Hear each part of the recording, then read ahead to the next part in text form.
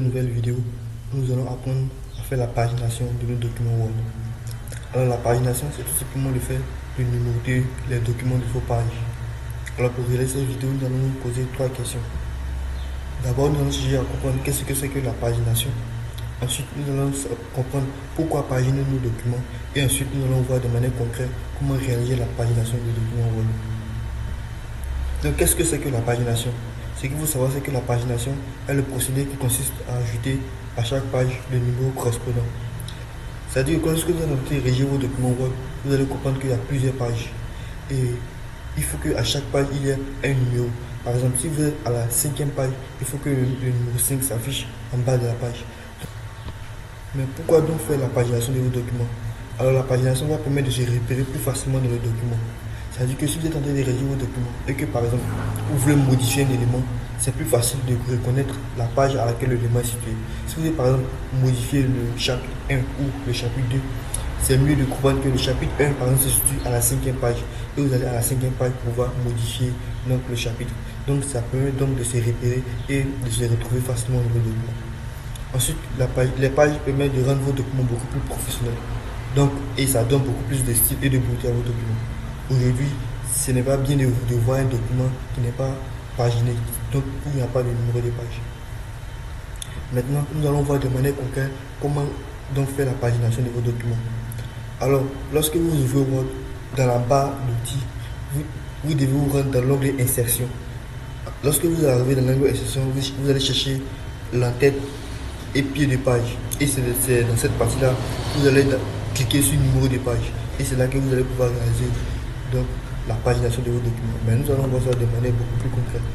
Donc comme vous pouvez le voir, voici donc la barre d'outils ici tout en haut qui est un peu comme un ruban.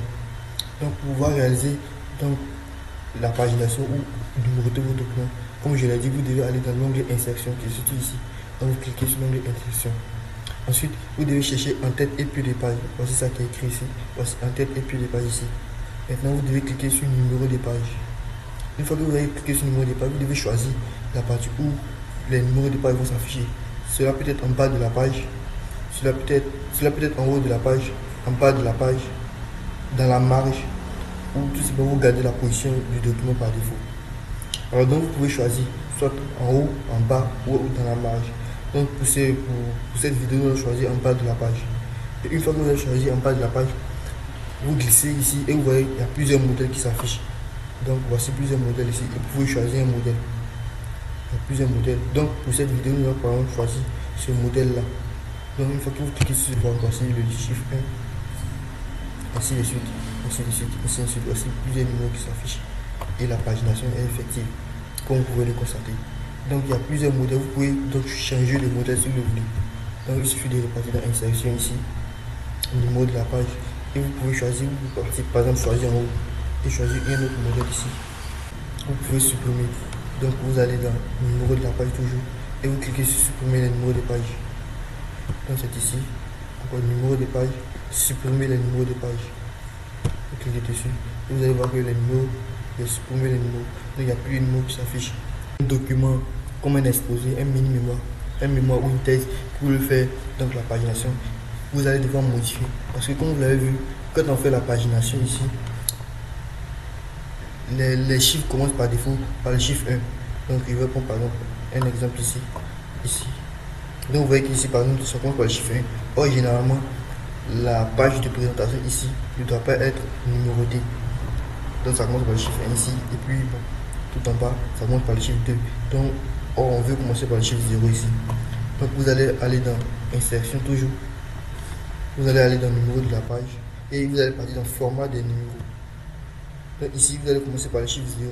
Donc ici vous cliquez sur à partir de et dans la case vous effacez le 1 et vous mettez 0. Ensuite vous cliquez sur OK.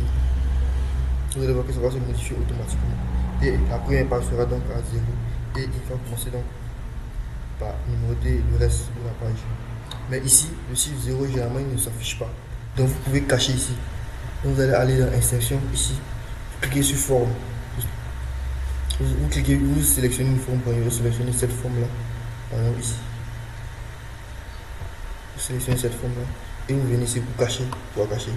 Donc il va cacher ici. Ici. Et donc le remplissage, je vais mettre ici aucun. Et la bordure, donc je vais supprimer également aucun. Donc comme vous pouvez le voir, c'est caché et il n'y a rien.